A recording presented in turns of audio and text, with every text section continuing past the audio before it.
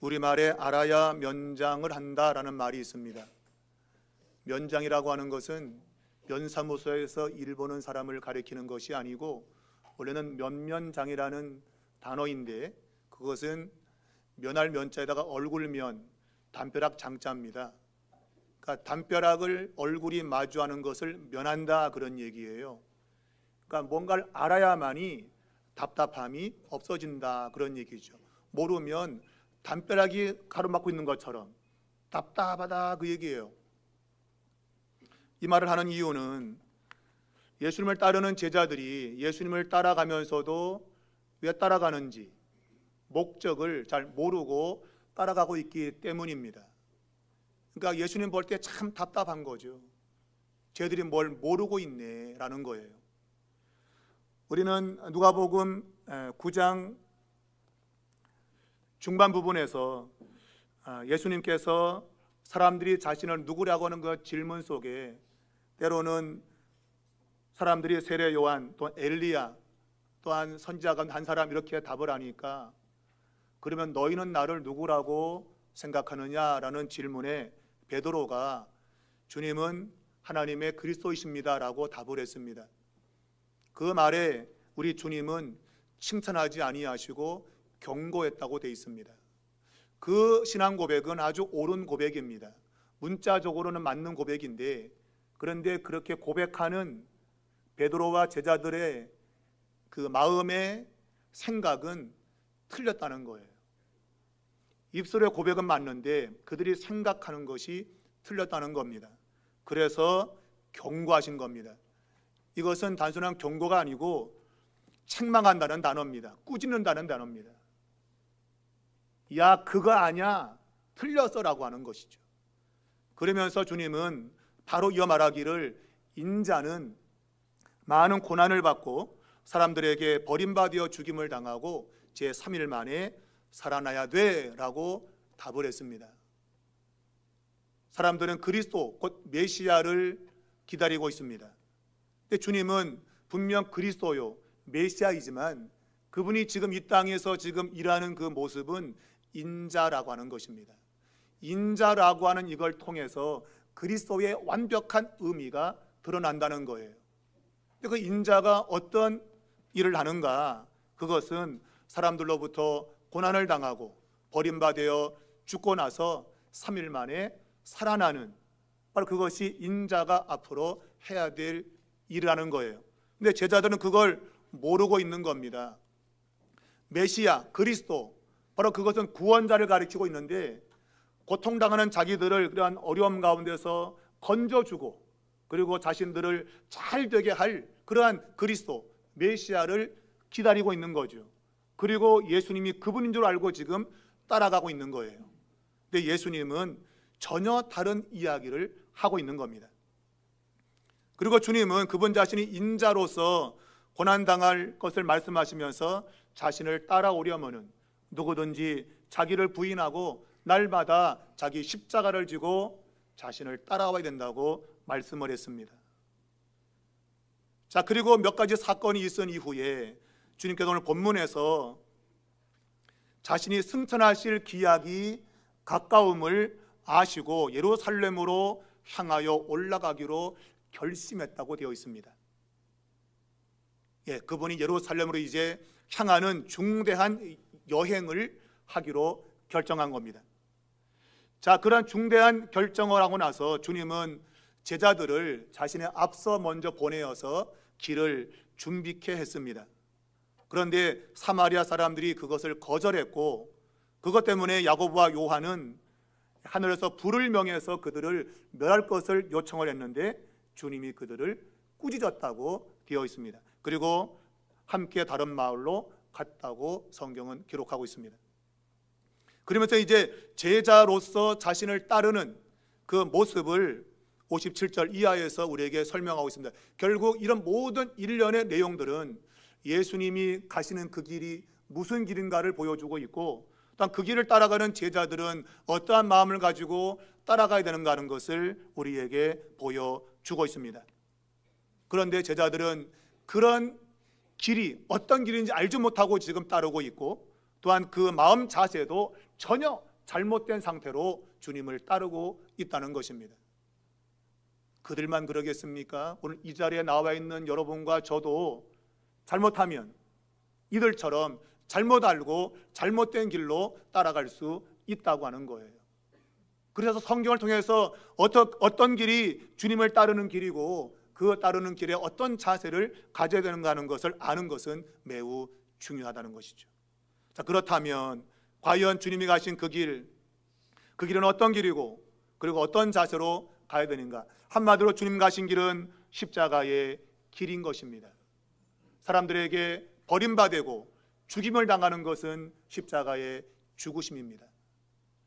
곧 주님 가신 길은 십자가의 길인데 그 십자가의 길을 걷는 제자들은 어떠한 자세를 가지고 따라가야 되는가 하는 것이 오늘 본문의 내용입니다. 세 가지로 말씀을 드리고자 합니다. 첫 번째, 이 십자가의 길은 심판이 아닌 구원을 드러내는 길이라는 것입니다. 본문에서 예수님은 그분 자신이 승천하실 때가 가까웠음을 알았다고 했습니다. 여기서 말하는 승천이라고 하는 것은 하늘로 올라가는 것을 말합니다. 근데 승천할 기약으로 되어 있는데 이것은 헬라 단어로 날들이라는 복수형 단어입니다. 그러니까 어떤 한 지점을 말하는 것이 아니고 그걸 이루기 위해서 달려왔던 모든 시간들을 가리키고 있어요. 곧 이것은 예수님이 이제 하늘로 올라가셔야 되는데 그때까지 그분 행하셨던 모든 일련의 과정들을 이야기하고 있습니다.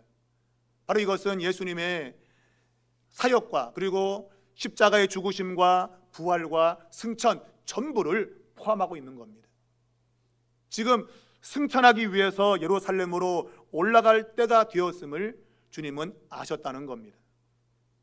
자, 이 승천이라는 이 용어는 9장 31절에 변화산에서 예수님이 영광스러운 모습으로 변했을 때에 모세와 엘리야가 같이 그 자리에 나타났습니다.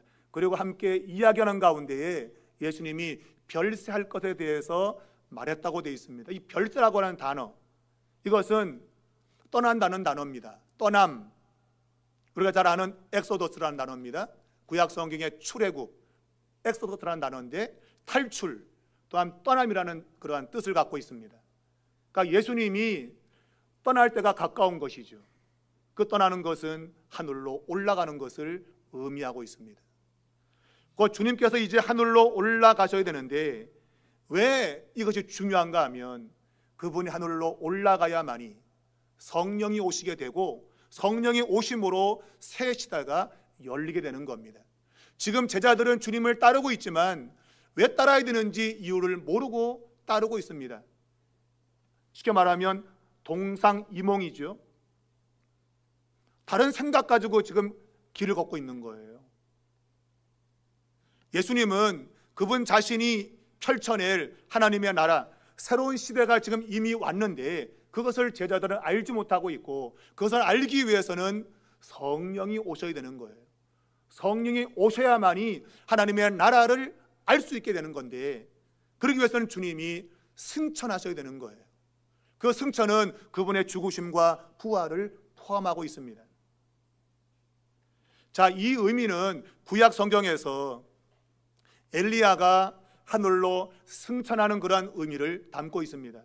구약의 위대한 선지자 엘리야는 죽음을 보지 않고 하늘로 들려 올라갑니다.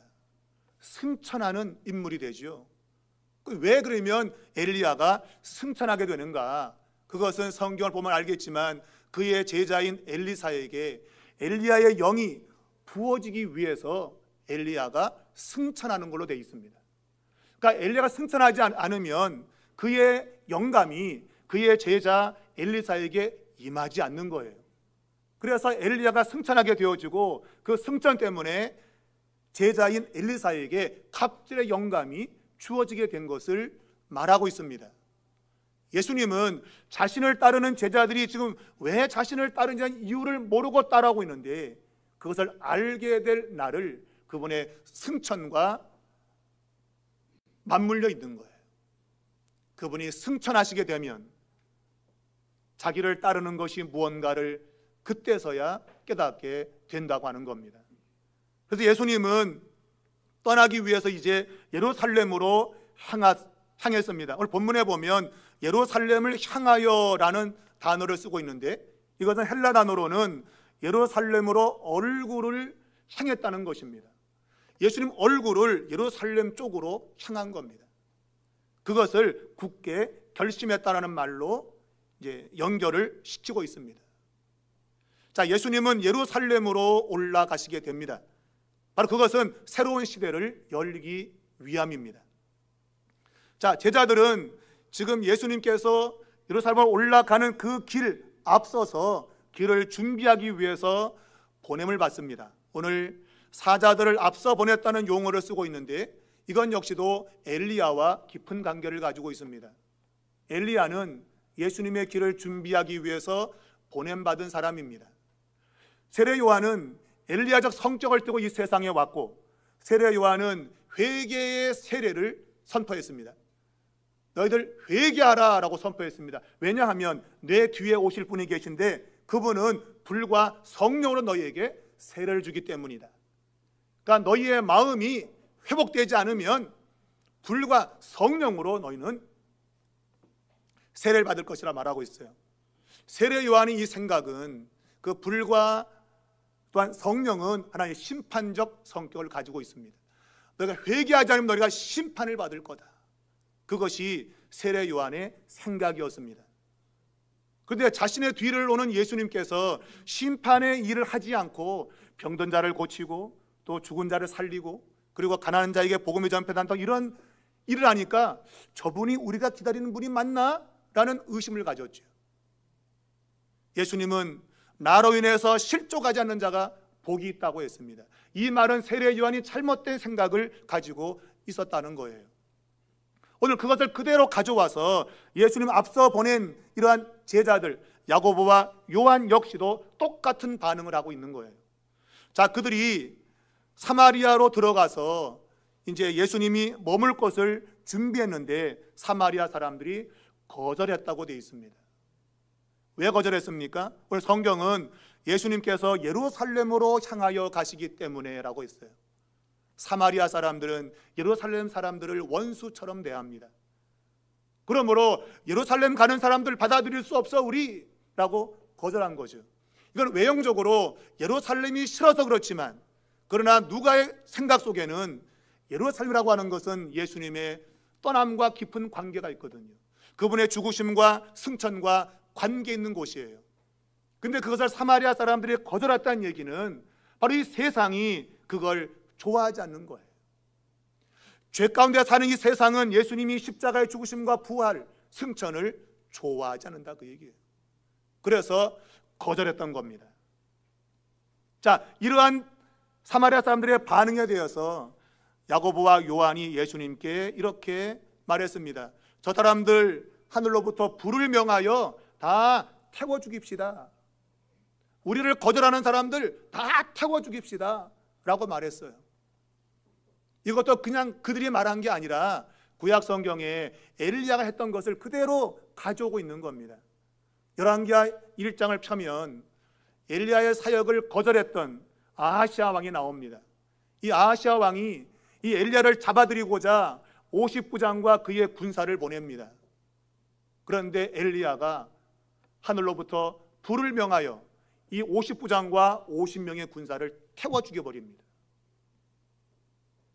자신을 거절하는 그 사람들에 대한 심판을 보여주고 있는 것이죠. 그걸 생각하면서 이 제자들이 똑같이 반응한 거예요. 우리를 거절하는 저 사람들 다 죽여버립시다, 그 얘기예요. 죽여버립시다. 예수님께서 그 말을 듣고 55절에 보니까 꾸짖었다고 되어 있어요. 꾸짖었다. 이 단어가 앞에서 제가 설명한 경고라는 단어와 똑같은 단어입니다. 또 꾸짖은 거예요. 왜 그랬을까요? 야, 니네 뭘 몰라도 한참 모르는구나. 아니네, 그 얘기예요. 예수님이 지금 가시는 곳은 예루살렘입니다. 성경은 51절과 53절에 예루살렘을 향하여라는 단어를 두 번씩이나 동일한 단어를 쓰고 있습니다. 예루살렘을 향하여 가는 이유가 무엇이냐고 하는 거예요. 그것은 사람들에게 버림받고 죽임을 당하기 위해서 가는 거예요. 왜? 그것만이 진정으로 인간을 구원하는 길이기 때문에 그런 겁니다. 주님이 가시는 예루살렘의 그 길은 십자가를 지러 가는 길이에요. 사람을 구원하기 위해서 가는 길인데 심판을 내리면 되냐 말이에요, 여러분. 내가 지금 구원하러 가는데 심판을 내리면 구원이 아무런 의미가 없다, 그 얘기죠. 심판은 십자가의 길과 맞지 않는다, 그 얘기예요. 십자가의 길은 오로지 구원을 위한 길이에요. 하나님이 그의 아들을 세상에 보내어서 십자가를 걷게 한 것은 심판을 하기 위함이 아닙니다. 구원하기 위함이라 그 얘기예요. 그래서 지금 예루살렘으로 지금 가고 계신데 제자들은 자신들을 거절한다고 불을 명하여 다 죽이자 이거예요. 죽이자. 여러분, 예수님이 동산에서 기도하다가 잡혀가실 때도 그걸 막기 위해서 곁에 던 사람들이 이렇게 말해요. 우리가 칼로 저들을 치리까? 주님께서 그분 살려면 칼로 죽여야죠. 그래야 자신이 살 거 아닙니까? 근데 예수님은 야, 칼을 도로 칼집에 꽂아 넣어라. 만일 그렇게 한다면 어떻게 하나님의 뜻이 이루어질 수 있겠냐 말씀을 했어요. 하나님은 인간을 구원하기 위해서 나를 보내어서 지금 십자가의 길을 걷게 하는데 칼을 쓰면 되겠냐 그 얘기예요. 오늘 이 이야기는 주님을 따르는 제자들의 실패를 가리키고 있는 겁니다. 입술로는 그리스도라고 고백하고 있지만 그 그리스도가 어떤 의미인지를 모른 채 따라가는 것을 이야기하고 있어요. 여러분과 저가 예수를 믿고 따라가는 그 길에는 심판이 있으면 안 됩니다. 오로지 구원만 드러내야 됩니다. 그래서 하나님의 아들이 십자가의 길을 걸은 거예요. 구원해 주기 위해서. 만약 그분이 그분 자신을 위해 따라간다면 다 죽였겠죠. 얼마든지 그분은 그럴 능력이 있어요. 근데 죽이면 어떻게 구원이 이루어지겠냐는 거예요. 여러분과 저는 이 말씀을 잘 새겨들어야 됩니다. 여러분이 오늘도 교회를 나오고 예수를 믿고 주님을 따르겠다고 지금 말은 하지만 실제로 우리의 입에서는 구원보다는 남을 정죄하고 남을 심판한 말이 얼마나 많습니까? 나하고 맞지 않으면 넌 죽어야 돼. 너 같은 건 사라져야 돼. 이런 것들이 얼마나 우리 입에서 많이 나오냐 말이에요. 그러면서 예수를 따른다고요? 말이 안 된다, 이 말이. 십자가의 길은 여러분 다른 사람을 살리러 가는 길이 돼야 돼요. 차라리 내가 죽고 네가 살아라. 그것이 십자가의 길이에요. 근데 우리는 전혀 그 길이 뭔지를 모르고 있고 그저 내가 최고고 나보다 뭘 반대하면 죽여 없애려고 그러고 그것이 오늘 이 제자들의 모습이었고 이 세상적인 모습인 거예요. 여러분과 저는 절대 그런 반응이 있으면 안 됩니다. 도리어 하나님 저들을 불쌍히 여달라고. 그게 주님이 십자가의 죽음서까지도 했던 얘기입니다. 저들에게 죄를 돌리지 마옵소서. 그것이 십자가의 길을 걷는 우리들의 모습이 되어야지. 그래서 저를 심판해 달라고. 저를 제거해 주십시오. 그래야 내가 살겠습니다. 그런 반응은 안 된다고 하는 거예요. 여러분, 십자가의 의미를 제대로 깨닫고 주님을 따를 수 있기를 주의 이름으로 축원합니다. 두 번째는 십자가의 길은 오직 하나님만 바라보며 걸어야 되는 인기 없는 길이라는 거예요. 여러분, 인기 있기를 바라죠? 인기 별로 안 좋아하는가 봐요, 여러분. 사람들은 인기 있는 걸 좋아해요. 남들이 자기를 알아주는 거 굉장히 좋아합니다. 그래서 그냥 지금 어떻게든 자기를 피하려고 나 좀 알아줘 그러는 세상에 우리가 살고 있습니다. 오늘 본문을 보면 한 사람이 무조건 주님을 따르겠다고 나섰습니다. 그런데 예수님께서 그 사람이 뭔가를 모르고 지금 나서겠다고 지금 생각하고 있다는 것을 한 가지의 말로서 이야기를 하고 있어요. 그 말이 오늘 본문에 보면 여우도 굴이 있고 공중의 새도 집이 있는데 인자는 머리 둘 곳이 없다고 했습니다. 자연적으로 여우와 새는 머물 곳이 있습니다. 그냥 아무데나 머물면 됩니다. 그냥 그들은 아무데나 쉴 수 있습니다. 그런데 사람은 아무데나 쉴 수 없잖아요. 아무데나 쉬는 사람은 노숙자들만 그렇지. 근데 그건 사실 정상적이 아니죠. 사람은 자기 집에서 쉬게 돼 있는 거예요. 그 사람들은 집을 지으려고 하죠.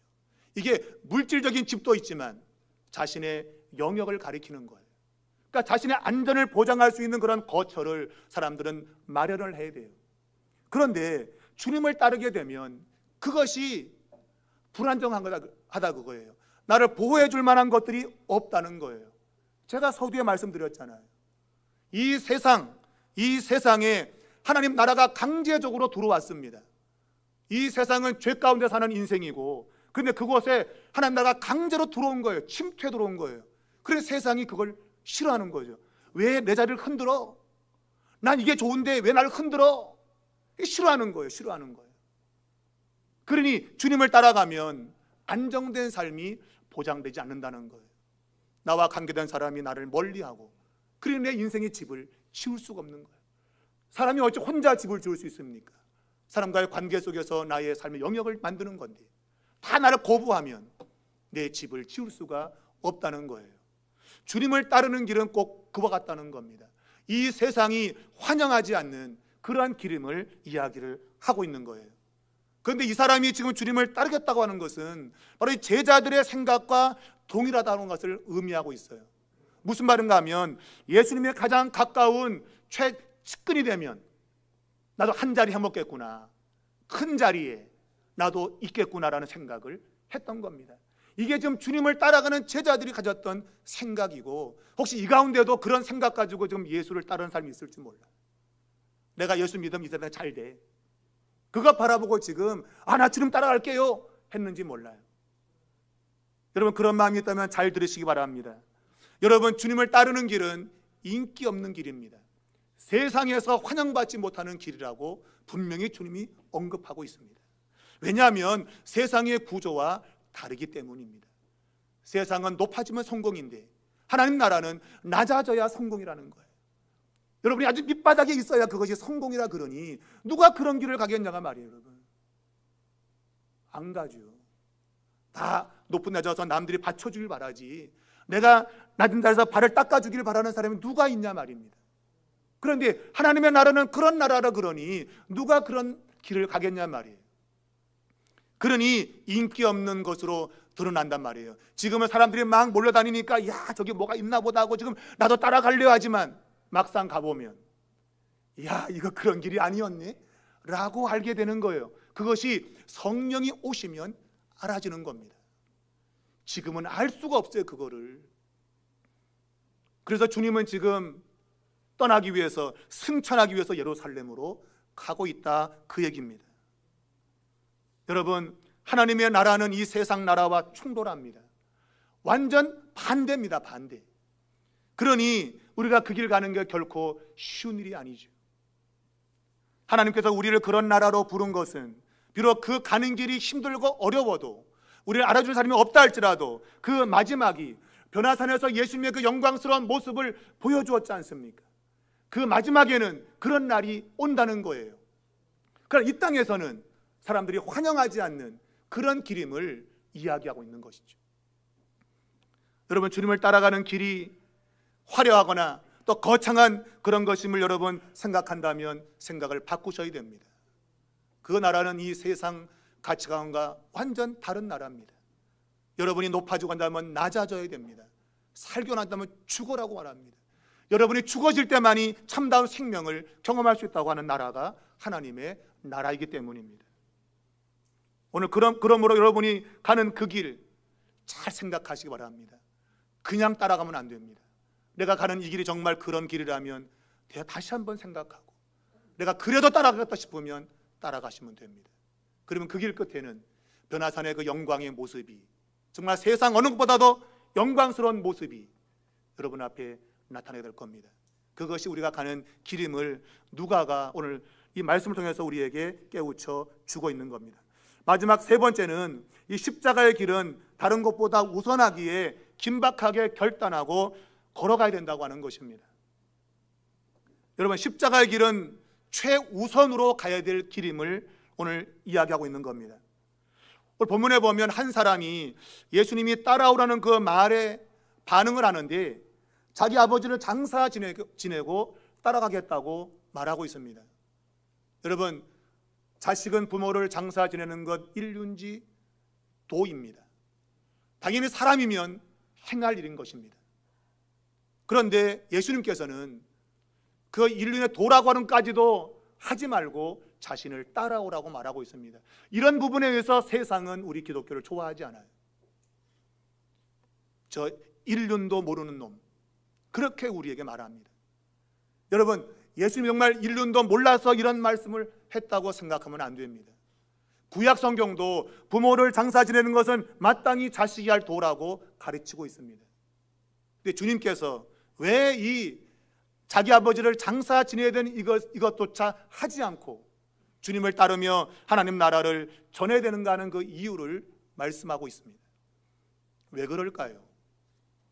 여러분, 죽음과 생명은 공존할 수 없다는 것입니다. 죽은 자의 세계와 살아있는 사람의 세계는 공존할 수 없다는 것입니다. 죽은 자는 죽은 자끼리 사는 것이고 산 자는 산 자끼리 사는 겁니다. 그래서 죽은 자들로 하여금 죽은 자를 장사하게 하라, 이거는 영적으로 죽은 사람을 가리키는 게 아니라 실제로 죽음의 세계에 있는 사람들, 사람이 죽으면 죽음의 세계가 있죠, 그죠? 그 죽음의 세계에 있는 사람들이 죽은 사람들 그들 스스로 장사를 지내라는 겁니다. 이것은 같은 부류끼리 행동하라는 것이에요. 만일 너가 나를 따라와서 생명을 얻고자 한다면 생명이 있는 사람답게 생명을 있는 곳에 있어야 된다고 하는 거예요. 죽은 자에 있는 것은 산 자가 있을 곳이 아니라고 하는 것입니다. 우리가 성경에 보면 예수님께서 내일 일을 염려하지 말라고 했습니다.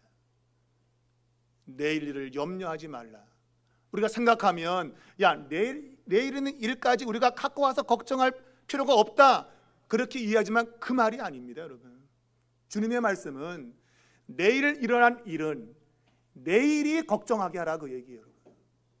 내일과 오늘은 완전히 차단된, 완전 구분된 영역을 가리키는 거예요. 그게 생명과 죽음의 차단을 가리키고 있습니다. 내일은 내일이 걱정하는 것이지 오늘이 걱정하는 게 아니에요.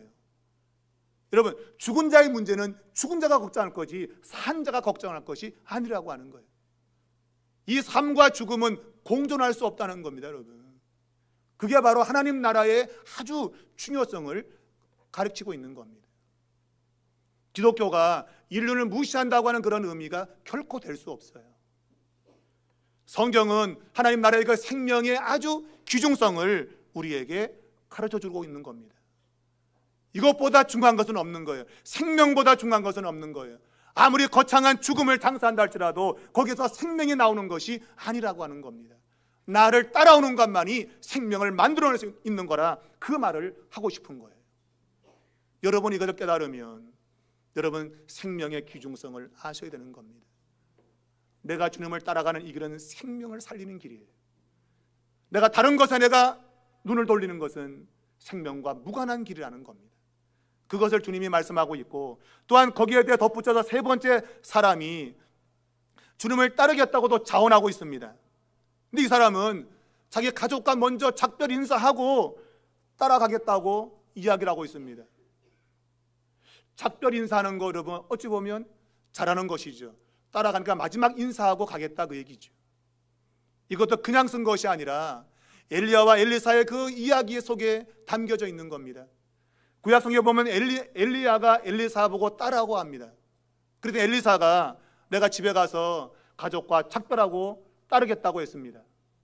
엘리야가 그러라고 했습니다. 그래서 엘리사가 집에 가가지고 가족들하고 막 거창하게 뭐 맛있는 거 만들어 먹고 빠이빠이 하고 이제 엘리야를 따르게 됩니다. 그건 구약의 이야기입니다. 신약의 이야기는 가족과 작별할 시간조차 없다는 겁니다. 왜? 하나님의 시간표가 지금 작동했기 때문입니다. 이게 매우 중요한 것입니다. 제가 서두에 말씀드린 대로 승천할 날이 가까웠다고 했습니다. 주님이 떠날 날이 가까운 거예요. 이것은 하나님의 시간표가 작동했다고 하는 겁니다. 우리 주님은 그걸 아신 겁니다. 하나님의 시간표가 지금 움직였구나. 그래서 예루살렘으로 올라가기로 결정한 거예요. 왜? 하나님의 시간표가 지금 움직이기 때문이에요. 여러분, 그 시간표가 어떤 의미인가 하면 인간의 종말의 역사는 마지막에 오는 거예요. 근데 그 종말이 땡겨온 거예요. 땡겨온 거예요. 그 마지막 끄트머리의 일이 앞으로 역사 속으로 땡겨져 들어온 거예요. 아무도 그걸 예상 못했습니다. 사탄조차도 그걸 깨닫지 못했어요. 그래서 왜 나를 괴롭히러 왔냐고 그러잖아요. 귀신이 아니 나를 왜 괴롭히러 와서 벌써 왔어요? 때가 땡겨진 거 버린 거예요. 시간이 땡겨져 버린 거예요. 그게 하나님의 시간표예요. 만일 내가 주님을 따라가겠는데 가족과 작별할 시간은 줘야죠. 작별할 시간이 어디 있습니까, 여러분? 지금 이미 시간표가 땡겨져 버렸는데 작별을 가는 시간에 시간표가 또 움직이면 이미 그것은 끝나버리는 겁니다, 여러분. 이게 매우 중요한 거예요. 우리는 우리의 시간표로 계산하고 가지만 역사는 그렇지 않은 거예요. 하나님의 시간표에 따라서 움직이는 겁니다. 그러므로 이 신약 시대에는 가족과 작별할 수 있는 시간도 없는 거예요. 바로 따라가야 되는 겁니다. 왜? 하나님의 시간표가 작동했기 때문이에요.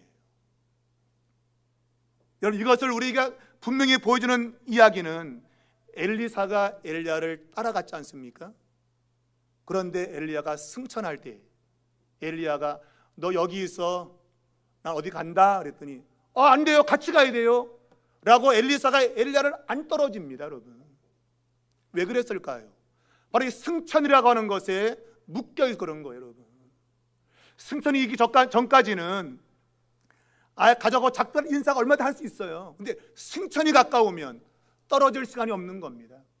내가 내 개인적 볼 일이 없다 이거예요. 어쨌든 같이 있어야 돼.